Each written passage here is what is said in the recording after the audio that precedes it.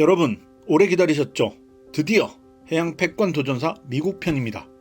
해양 패권국 미국은 언제 세계에서 가장 강력한 국가가 되었는지 아시나요? 소련이 붕괴한 1991년이라고 생각하시는 분들이 많을 것입니다. 그런데 GDP를 기준으로 하면 미국은 1991년 전 세계 GDP의 25% 정도밖에 안 됩니다. 2001년과 2002년에야 30%를 넘게 됩니다. 붕괴하기 전 소련이 미국 GDP의 30%를 차지했고 같은 시기 중국이 미국 GDP의 30%를 차지합니다. 냉전이 양극이라는 신화. 그런데 전쟁이 끝나던 1945년 미국은 어땠을까요? 이 시기 세계 GDP 비율 통계가 없어 국가별 비교를 해보겠습니다. 1945년 미국 GDP는 2230억 불이었습니다. 2위 소련은 466억 불로 미국의 20%에 불과했습니다. 3위 영국 395억 불, 4위 프랑스 211억 불, 5위 이탈리아 181억 불, 6위 캐나다 107억 불입니다. 그 뒤 82억 불의 브라질을 포함해 2위부터 10위까지를 다 합치면 1595억 불입니다. 미국 GDP의 71%에 불과합니다. 그러니 국력을 상대적으로 보면 1945년의 미국이 더 패권에 가깝습니다. 이 시기 미국은 유일한 핵무기 보유국이기도 했습니다. 1200만 명의 군대와 150척의 항공모함도 있었죠. 수치로 보면 초강대국 두 개가 경쟁하던 냉전기가 중국이 2005년 미국의 GDP의 80.7%까지 추격한 현재 시점보다 더 패권 체제에 가깝습니다. 냉전 시기 소련이 미국을 가장 가깝게 추격한 때가 혹시 언제인지 아시나요? 바로 1975년입니다. 소련의 GDP가 미국이 44.4%였고 이 수치는 그 어떤 때도 넘어선 적이 없습니다. 그러니 소련은 살아생전 경제력으로 미국의 절반도 못 미치고 붕괴한 제국입니다. 1872년 세계 1위 미국. 그런데 미국이 GDP로 세계 1위가 된 것은 놀랍게도 1872년입니다. 미국이 영국의 GDP를 추월한 것은 정확히 1869년이었습니다. 그런데 다시 영국의 역전이 되었다가 1872년에 추월합니다. 그리고 그 뒤 1위를 내줘본 적이 없습니다. 국제정치학자 칼스텐 라우치가 시큐리티 스터디에 2017년 발표한 논문에 따르면 미국은 1879년 영국 GDP보다 125%를 넘어섭니다. 물론 그때 미국이 패권 국가는 아니었죠.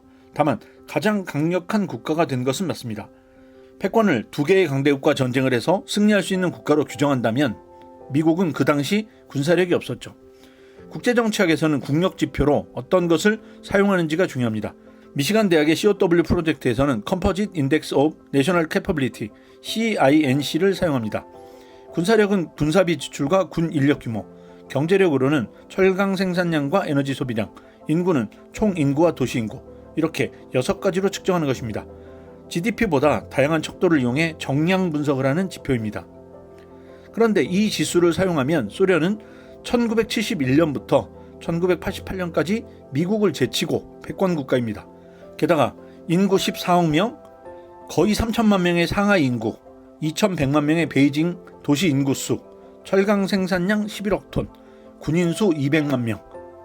그러니 중국은 1996년부터 패권국입니다. 그런데 이런 주장은 우리 상식에 좀 반하죠. 왜 그럴까요? 그것은 국력이 단순히 수치만의 문제가 아니라 대상국가의 역할과 대상국가에 대한 인식 때문입니다. 1945년 국제연합을 만들 때 프랑스가 5개의 상위 미사국에 포함된 것을 생각해 보십시오. 영국의 망명한 드골 정부가 세계 5위 안에 든 것입니다. 동아시아의 일본은 선진국이고 군사 강국이지만 지역의 리더라는 생각은 안 들죠. 그만큼 국력이라는 것이 좀 복잡하네요. 미국, 해양 패권 국가로 등장. 자, 해양 패권 도전사로 다시 돌아옵시다. 미국은 언제 해양 패권 국가가 되었을까요? 이 질문은 답이 쉽습니다. 1945년 5월 8일 독일에 대한 2차 세계대전이 끝날 때 미국은 대서양에서 해양 패권 국가가 됩니다. 1945년 8월 15일 태평양 전쟁이 종결된 날 미국은 태평양에서 해양 패권 국가가 됩니다. 두 개의 바다를 완전히 지배하면서 미국은 명실상부한 해양 패권 국가가 된 것이죠. 미국이 해양 패권국이 된 것은 1941년 진주만 공습을 당한 후 일본과 독일을 끝장낸 다음입니다. 여기서 두 가지에 주목할 필요가 있습니다. 첫째, 전쟁이 끝나고 나서 패권이 되었습니다. 1918년 유럽에서 1차 대전을 끝냈을 때 미국은 해양 패권이 아니었습니다. 미국은 1차 대전 시기 400만 명의 병력을 동원했고 200만 명을 유럽 전선에 보냈습니다.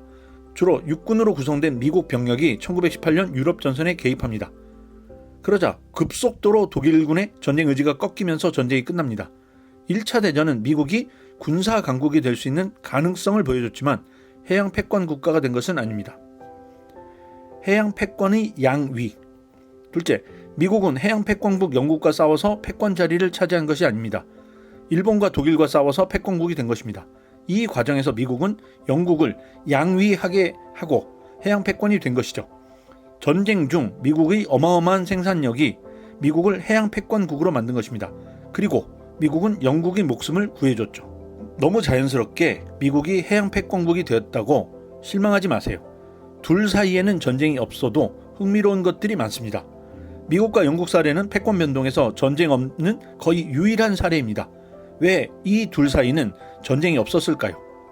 이 질문에 답을 찾아가면서 우리는 미국의 해양 패권 도전사를 다루어 볼 것입니다.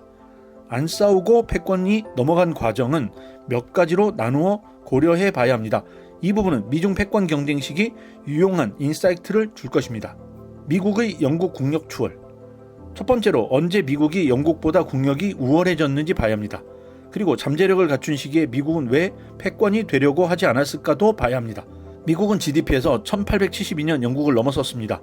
CINC 지수로는 2차 산업혁명이 폭발한 1897년에 영국을 추월합니다. 수치를 봅시다.